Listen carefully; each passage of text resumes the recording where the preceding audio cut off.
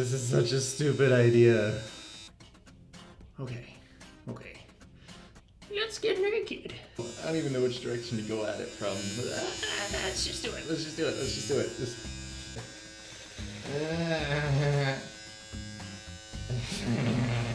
You know what? Let's just keep it like that. I don't see why not. We're doing it for a Logan video. Let's just keep it like that, right? I don't want to do it anymore. Gotta just keep the stash. I forgot that I had a chin. It's been gone for so long. Oh my goodness. Oh boy. You know what I look like? I look like a grizzled cop from a 90s action movie. It feels like a bad dream, you know? It feels like I'm gonna wake up and it's gonna be back. But here's the thing. It's not. I look like a little hoe from a Whoville. Oh, it's in my nose. You know how the saying goes, every time Khalil shaves his beard, an angel loses its wings. Watch. All of you are gonna go unsubscribe now that the facial hair is gone. Everyone's been asking me for years, Khalil, are you ever gonna shave that beard? And now that it's gonna be finally gone, everyone in my life is going to leave me. Okay, fun fact, shaving cream does not taste very good. Alright. I don't even want to look at it. I don't even want to look at it. I can't. Well, that's certainly different. That is different than before.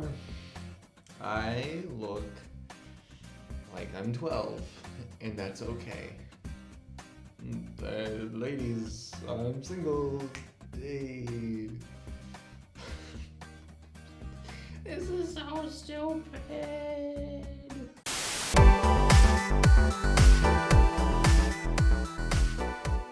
Logan was directed by James Mangold and it stars Hugh Jackman, Patrick Stewart, and Daphne Keane. Oh man, this is weird. Oh, I don't like it. Oh, why did I do this? Can we like Photoshop a beard onto me for this video, please? There we go. That's better. We'll just do this the entire video. Logan is set in the year 2029. Mutants are almost entirely extinct, and Wolverine is slowly losing his mutant powers. He's aging, his healing isn't what it used to be, and he has erect claw dysfunction. He's living with a 90-year-old Professor X, who's going through his own shit, which I won't spoil for you. Due to circumstances, the fading Wolverine becomes a caretaker of a small girl, and thus, plot happens. You've seen the trailer. Johnny Cash hurt himself. This is a badass rated R send-off for Wolverine. What I really enjoyed was the fact that this was a superhero movie that was just a film. No convoluted story, no obligatory tie-ins, no saving the planet from a giant blue fucking beam. Just a simple, grounded plot that honestly would have worked without these famous characters. Even though it was really freaking cool to have them in it. Another refreshing thing for me was the fact that it wasn't really tied to any comic book arcs. Granted, it's very, very loosely inspired by Old Man Logan by Mark Millar, but really the only elements taken from that are Wolverine losing his powers and Logan, well, being an old man. It's very early on in the film that I realized, oh, this isn't gonna be tied to anything that I know. This is going to be completely original. I don't have to worry about it ruining any storylines. It was really exciting to experience this. It made for a refreshing and unique journey, where I was actually surprised by some plot points. James Mangold, the director, and Hugh Jackman worked extremely hard to make sure that this was just a human story, and it really pays off. There are so many heavy themes in this that never really get played out in a superhero movie, but they really should be. This film deals with what it means to be a fallen idol. It deals with mortality with a character that is usually immortal. It takes a look at the toll years upon years of violence would have on a person, and how hard it would be for someone like Wolverine to have a family, to have people he cares about, how difficult it would be to experience love even though you've been through hell and back. And don't get me wrong, these themes weren't like ham-fisted. It wasn't like this movie that had this big anti-violence message. It was just present. I can't get over what a special little film this movie is. And really, we have Hugh Jackman to thank for this, because, it was announced a long time ago that his next Wolverine movie would be his last. And one morning at 4 a.m., he wakes up with this idea to do a Unforgiven / The Wrestler take on another Wolverine movie. And so he calls up James Mangold with the idea, and they talk for a little bit. And now we have Logan. 4 a.m. Hugh Jackman helped plant the seed of what this amazing movie was. And from Unforgiven, it very much has this old school Western vibe, which I love. From going as far as the characters sitting down and watching the film Shane, to little harmonica riffs playing in the score. It all just worked so well that it was kind of a modern day Western. Literally everything I could have wanted from a Wolverine movie. Speaking of which, I wanted an R-rated Wolverine movie for as long as I can remember. We've really never seen the full effect of Wolvie's claws until this movie. He's cutting people up, but there's nothing happening there. They can't do that in a PG-13 movie. But in this, we see limbs flying around. There's guts. There's blood everywhere. It's violent, as it would be. And with an R rating, not only was it cool to see blood and guts fly everywhere in a movie about a guy who has knives in between his knuckles, but it was also necessary for the type of story they were trying to tell. This was one of, if not the darkest superhero story ever told on film. It was sad, tragic, and deep. And one thing I was really worried about with an R rating was that it might get too gimmicky. Like, I really didn't want it to be producers seeing that Deadpool worked and then going, oh, well, if we just make a rated R movie, if we just throw in some tits and F words, then it'll probably make some money. But it wasn't that. It was so much more than just let's have it rated R just for being rated R. With an R rating, it just made the film seem so much more natural. Everything felt more real. You were never taken out of a scene because you could tell it was obviously censored to be PG-13. The first line of dialogue in this movie was, "Oh, fuck." And that opening fight scene, Jesus Christ, it blew me away. From the first 5 minutes of this movie, I knew exactly what it was going to be, and I was in love. So many bits in this movie surprised me, genuinely surprised me. And then I never got numb to the shocking scenes. Like, every time something was supposed to shock you, it does. I feel like there was a solid 50 times where audibly in a crowded theater I went, "Oh shit!" And kudos to the production for taking a pay cut to make their vision happen. Studios are still a little skeptical on giving a superhero movie an R rating, let alone giving the director creative control over it. But less money and more creativity, I think, makes for a better film. When there's more money involved, there's more producers involved, putting their stinky little money fingers in the creative sauce, making it taste dumb and stupid and X-Men Origins-y. Too many cooks in the kitchen is a bad thing. Here's some examples.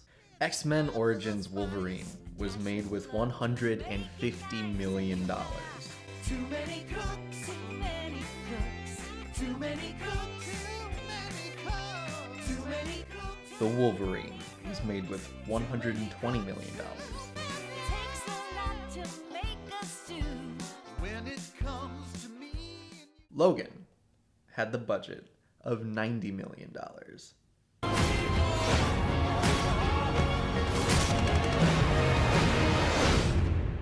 And major kudos goes to Hugh Jackman for taking a major pay cut compared to what he's normally paid for one of these movies. He could have just been an A-list celebrity and gotten super pissed about the pay cut and made sure it didn't happen, and then we would have had a shitty PG-13 Logan. It's very apparent that he cares about this character and is passionate about seeing this roll through. I might be overstating this, but I think this might be an Oscar-nominated superhero performance. He really kicked ass in this movie. You felt all of the emotions that Logan was feeling. And it's some pretty complex stuff they're trying to do with this movie. And if Hugh isn't nominated, definitely Patrick Stewart. I was very surprised with the direction that they took Professor X in this movie. And I won't spoil it for you, but Patrick Stewart was able to show more range than he has in any other X-Men movie. He's a sassy, senile old man, and I loved it. The bond between him and Wolverine was just so neat in this movie. He was like this old dad figure to Wolverine. You taking your pills? Fuck you, Logan. And Logan introduced child actress Daphne Keane as X-23. This movie could have fallen the fuck apart if they got a subpar child actress to act alongside these acting powerhouses. But it didn't, because she wasn't. Her character didn't speak much, but she didn't need to. She was able to portray every emotion that she needed to with her gazes and her actions. And when it was time to get violent, this girl got savage. It was such a pure and intense performance from an 11-year-old girl. All three of these leads had great chemistry together. They really felt like this ragtag family. They argued, they fought, they were at each other's necks, but they were also able to laugh together, to bond, and you could really feel the connection between these three characters. Okay, and to really get into this, I just want to mention a few quick spoilers. So if you haven't seen Logan yet, which, I mean, like, looking at the internet, it seems like everyone has, but if somehow you haven't seen Logan yet, skip ahead to this time, and I won't talk about it anymore. So 3, 2, 1... spoiler time. So a few things I really wanted to talk about was Professor X and his, like, I don't know if it was dementia or what he was going through, but watching Charles Xavier slowly lose his mind was such a heartbreaking thing. I mean, granted, it gave us a few comedic moments, but still, seeing this character who's usually this, like, well put together, very intellectual dude just slowly lose his mind and throw out F words just because he's old, senile, and sick.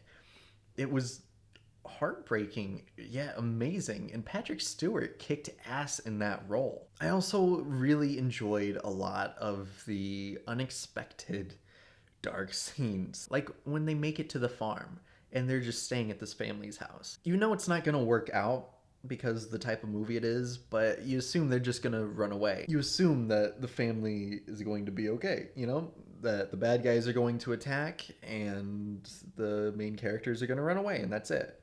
But the fact that they killed, like, an entire family without batting an eye, like, not even like a slow emotional scene, like, these characters just bam, bam, bam, taken out. And I loved alluding to Professor X killing all of the X-Men. Now, if you're not familiar with Old Man Logan, in the comics of Old Man Logan, he accidentally kills all of the X-Men because he's tricked. He thinks that he's seeing all of these villains, and so he thinks he's killing, like, a whole group of villains, but actually he straight up murders the entire X-Mansion. And they hint at Professor X doing this a little bit. And you know that he has these seizures that almost kill people. And when he talks about it, when he talks about what happened in Westchester, there's a little hint of, oh shit, did Professor X kill all of the X-Men? And I think that's such a tragic and amazing plot point. I think that's such clever writing to have that in there. And when Albert, the Wolverine clone, just stabs him in the fucking chest, that was insane. And the fact that we don't know if he knew whether or not that was really Logan killing him. We don't get it. We don't get that satisfaction of knowing that he knows, oh no, it wasn't the real Wolverine. It's fine. Just little real moments. Like, sure, he didn't have this grand superhero death, but this isn't a grand superhero movie. And then there's the death of Wolverine. Now, leading up to that, I didn't care much for these kids, these like young X-Men. I didn't like it. I didn't think it was the type of movie for that. I get that maybe they're alluding to some new X-Men movies where we follow these kids instead, but I feel like it was too much for the type of movie it was. I would have been fine with just Laura, just getting Laura out of there. I don't think we needed this band of kids. But the death of Wolverine, I thought that was a great scene. And I don't think there's really any other way to do it. You know, him basically sacrificing himself so that Laura and these other kids could go on and live on. And I think what really made that scene work was the line, "Don't become what they made you." Because his entire life, he's been trying to fight for that.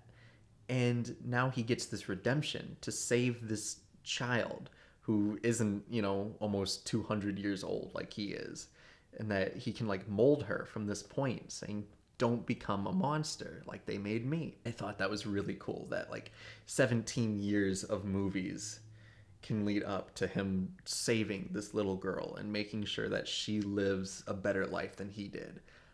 I thought that was great. I thought that was a perfect send-off for Wolverine, and I enjoyed it. Somehow, I don't know. It wasn't as emotional as I wanted it to be, but that's okay. I don't know why I didn't get as choked up as I thought I would, because I knew he was going to die. We all know he's going to die in this movie. But anyway, yeah. Beautiful last shot, though. Jesus Christ.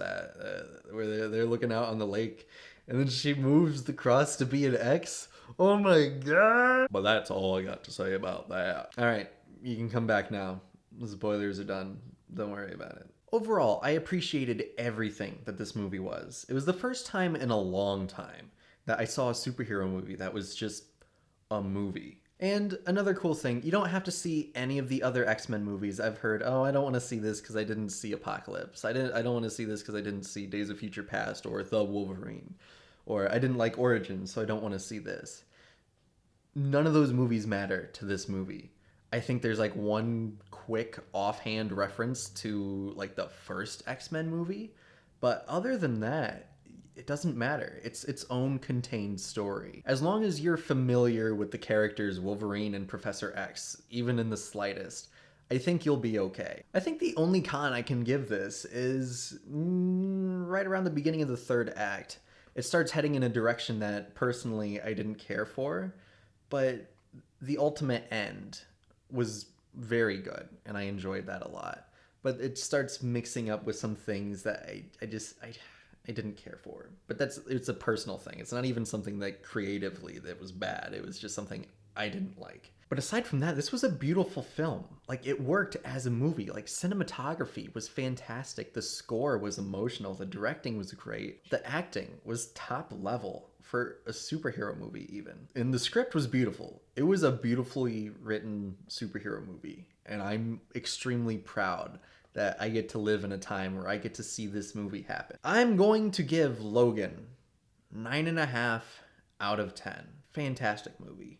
Great movie. And it's one of those movies where the more I think about it, the more I enjoy it. Like, I've been sitting on it for a few days now, and I just keep loving it more and more the more and more I think about it. It's pretty good.